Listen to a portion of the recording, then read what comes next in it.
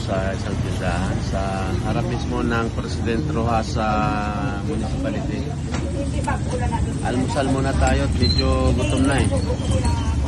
Kaya mahaba-haba yung aming biyahe kaya kailangan natin mag-almusal muna. Nandito tayo ngayon sa isang tindahan sa harap ng munisipyo. President Rojas municipality. Mga loads, lalong lumakas ang ulan. Yung biyaheng mula Panitan to Agtaling, dapat mga isang oras lang yan. Mahigit lang na walang lang. Pero dahil sa ang biyahe namin ay maulan, pahinto-hinto kami, kailangan namin sumilong.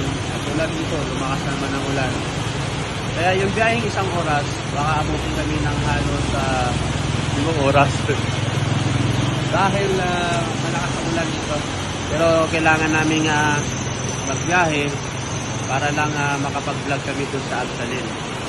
Kaya saga na lang. Total medyo malapit na. Nasa lutod-lutod na kami. Nasa President Rojas na kami. So kunting oras na lang Agtaling na kami. Pero kaso lang, medyo maulan, silong muna kami. Thank you mga Lord.